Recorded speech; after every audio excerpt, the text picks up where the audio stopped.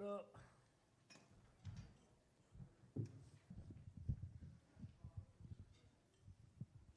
What up, guys? Let you guys finish your food. Is that good? Not cutting weight or anything. Don't worry. I'm just messing with you. Sorry about that. But welcome back, sir. I know how excited you are to fight a guy like Cub Swanson on Saturday. When you got offered that fight and you heard that name, what was your initial reaction? Yeah, so I was in my living room, and my manager, Matt Arroyo, called me. And at first, he's like, "Are you ready?" I'm like, "Yeah, dude, like I'm ready." He's like, UFC Tampa, and right away I was like, "Let's go!" And he's like, "Cub Swanson," and I was like, "Oh my!" I couldn't believe it. And my wife later described it to someone as the happiest she's ever seen me.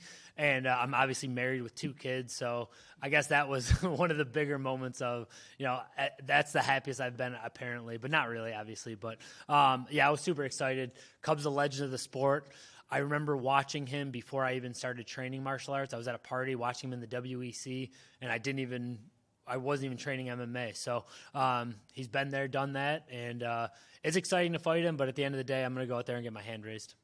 You thought this is a co-main event worthy fight from Jump Street, and no matter how you got there, you got there. So, and you get to do it in Tampa, which I know is very exciting for you. What does this mean to you, knowing that you are now the co-main event? It's cool, man, and for me, it's a little bit of redemption. The last time I was a co-main event was the Barbosa fight, which didn't go my way, but yeah, when it first got announced, I was like, "Oh man, it's definitely gonna be on." I was hoping, I'm like, "Yeah, it's gonna be on the main card, I think." And then a few fights got pushed and dropped out or whatever, and then now here we are at the co-main event. So if anything happens to Buckley or Covington, we're just gonna keep moving up to the main event. But no, it didn't even have to be the co-main event. It's just really cool that it is going to be. It's going to be later, which I'm kind of getting acclimated to staying up late. I'm not 25 partying every night anymore. So I'm just super excited for the whole situation. Since the Kyle Nelson fight in 2020, you've flip-flopped wins and losses, and then you're coming off the fight with Yusuf Zalal, who has looked incredible since returning. Do you feel like the numbers and the MMA math is on your side here on Saturday? Yeah, man. I gotta get back to that winning streak that I was on. When I got into the UFC, I was on a great run, and we've gone back and forth.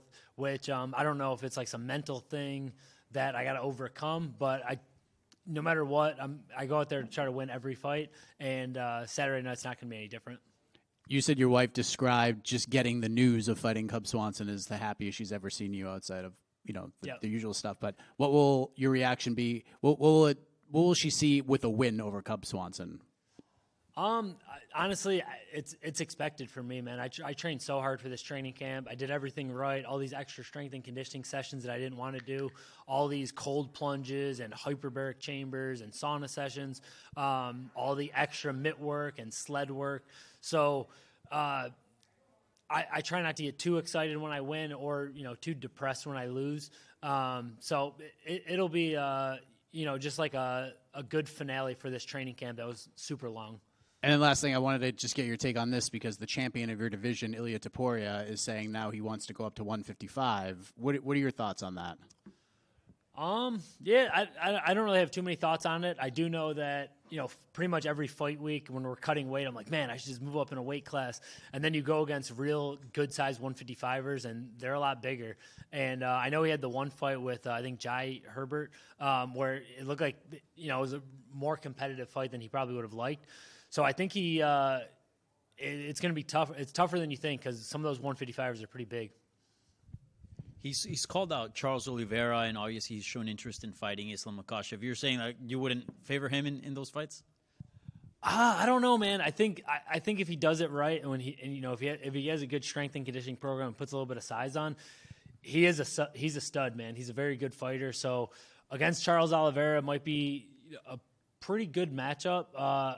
Islam, that might be tough. But again, Volkanovski looked very good against Islam the first time they fought. So I mean, he's got the championship mindset, so I think, no matter what he does, I think he'll be competitive with anyone. Yeah. And it seems like there's a lot of turmoil in the division. Maybe years past with Volkanovski's dominance, there seems to be a clear path. But right now, the way how you look at the division, how do you feel about it? Do you like this sort of turmoil and sort of chaos that's going on? Yeah, man. I've always said this. Obviously I'm probably a little biased, but I think the 145 division is the most exciting division. I think like either the featherweight or lightweight or even bantamweight those are the ones that I obviously watch and pay the most attention to. I think it's exciting, man. I think we've had some great champions with Volkanovski and Max Holloway. Arnold Allen's right up there. Giga and all those guys. We have a very exciting division. Cub's a legend of the sport. I got to get past him, and then I can focus on those guys that are in the top 15. Yeah. And one more regarding your actual fight. You're fighting Cub Swanson. You said like you're super excited to fight him, and you're super happy to get the matchup. Is this the coolest fight you've ever had in your career, in considering you fought guys like Edson Barboza and some other well-known guys? Yeah, I would put it right up there with the Edson Barboza fight. Was definitely like, I was like, holy crap, like just highlight reel on highlight reel.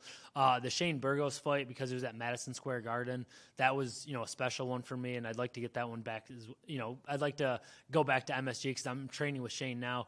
Definitely go back to MSG and fight. But yeah, it's definitely up there, and unfortunately, I've had a lot of big moments that I came up short on. And so this would, going out there and getting a win, this would definitely be the best moment of my MMA career. Do you have any favorite moment of Cub Swanson, being a fan of him? Man, the Doi Ho Choi fight, I'm probably saying his name wrong, but that was definitely a crazy, exciting fight. It would probably be that one. Just being in a war like that, that literally put him in the Hall of Fame, that's the type of fight that I want to bring on Saturday. And I know we're both capable of it, so that's what I'm looking forward to. By the way, did you see the Doi Ho Choi call out of Bryce Mitchell? Yeah, I saw that. It was like about it. I think that's a good fight, man. Especially they were just on the same card. I think he had like the flat Earth thing. Yeah, he posted a picture of the Earth. Yeah, and I saw Bryce said it was CGI, which they're both exciting fighters. He looked really good against Nate Landwehr. So I think that'd be a great fight. Bryce is always game and, always says interesting things on the microphone, which I'm a fan of that. So I think that's a good fight. Thank you. Billy, when you moved to your what's up, Kevin? Oh, good. When you moved here from New York, 15-ish years ago? If I said, okay, you're going to be a co-main event at Amalie Arena, like what would that Billy Quarantillo have said? Yeah, oh man, it was something that I was, kind of dreaming of, but I knew I had so many obstacles in the meantime. When I first moved here in 2010, I was an 0-1 amateur fighter, and I would like literally run around Amalie. I would go to the Sabres Lightning games, and I'd be like, yeah, I'm going to fight here one day. But that was deep in the back of my head. It was almost like a joke. And sure enough, man, the universe has a funny way of showing you that like what is possible. And so it's just I've said it all week long. I'm grateful to be here, and it is really a dream come true. And you walked out of the tunnel at Madison Square Garden and some big arenas. Is it going to hit a little different Saturday at Amalie when you do make that walk? Yeah, the walk is always something special for me because again, like it took me over 10 years just to get to the UFC, which is like a long time goal. So every walkout, except at the Apex doesn't really feel that same energy. But yeah, it's going to be special for me walking out. But then once I get in the cage, and I'm sure Cubs walk in second, I'll move around a little bit and I'll get ready to throw down, and that's what I do best. And you've had some big moments away from the octagon, just family-wise, business-wise in the last year and a half. Just where is your headspace now that you had a lot of balls in the air there, and now you can just focus on this fight, in your hometown?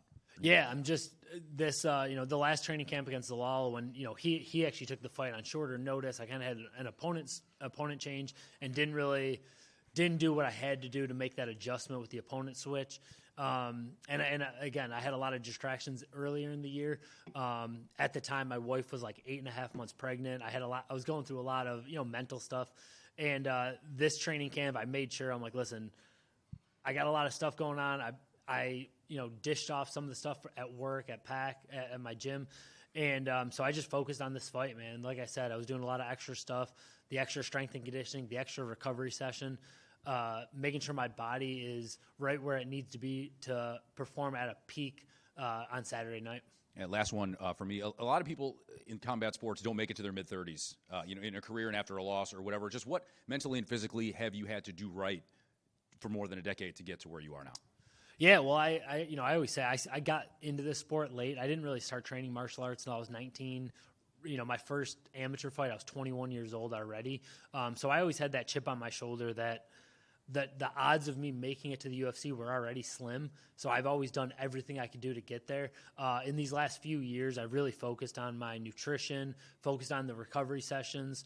I bought my own sauna and cold plunge at my house. So my neighbors think I'm crazy. I have that in my backyard. I got a bunch of kids' toys and a sauna and a cold plunge. Just making sure I do everything right, make sure I keep my body healthy. Because you're absolutely right. Cub's 41 years old. I just turned 36 on Sunday. So I know I got a handful of fights left, and I'm planning on making these last few fights my best fights, of my career. Appreciate it. Thanks. Billy, right here. What up, Sean? What's up, bro? How's the conversations been with Matt Frivola? Because I know that's your boy, right? And he's kind of gone through a rough 2 losses, and you guys are always there to support each other. So like, how's it been on your end, just kind of being there for your boy? Yeah, it's luckily we both have been there and done that, taking big losses, had huge wins and big losses. Luckily he's a new father, and he's kind of focused on that right now. He will be at the fight on Saturday, so I look forward to. I'll see him before the fight. We're gonna go out to dinner and everything. It's been tough, man. It's a brutal sport. Saturday night could be the best, one of the best nights of my life, or it could just be really disappointing, especially in my hometown. And we know what we signed up for. So he took it on the chin. He's been in this position before. Luckily, he still has fights on his contract. So I'm just hoping he can go out there and get a huge win in his next one and kind of, just make him feel better. And then what did you think about the Aljamain Sterling and Mobzar fight? Because from a fan perspective, it was great to watch. But Aljo kind of said afterward, he's like, man, I don't really know if I want to go and try to climb the ladder again and things like that. Yeah, and I think that's something that I know Matt was probably thinking the same thing after his fight, and I think I've definitely felt that too after the Barbosa fight. Like the day or two after, you're like, man, what am I even doing this for? Why am I putting myself out there?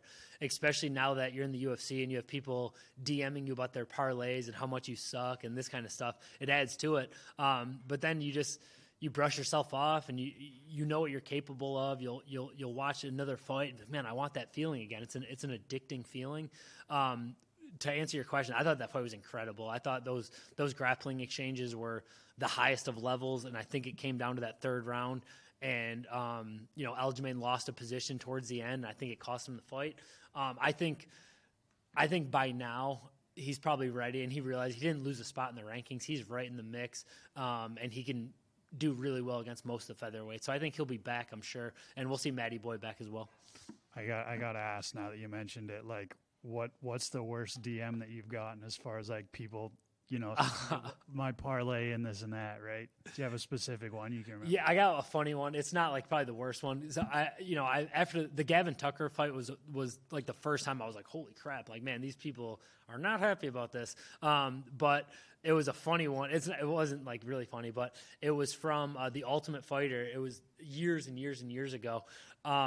Me and my wife, and that's one reason like I don't like to like tag my wife and stuff, because people like they started reaching out. First they were talking smack to me, and then they were saying stuff to my wife, just like kind of like your husband, your boyfriend sucks or whatever.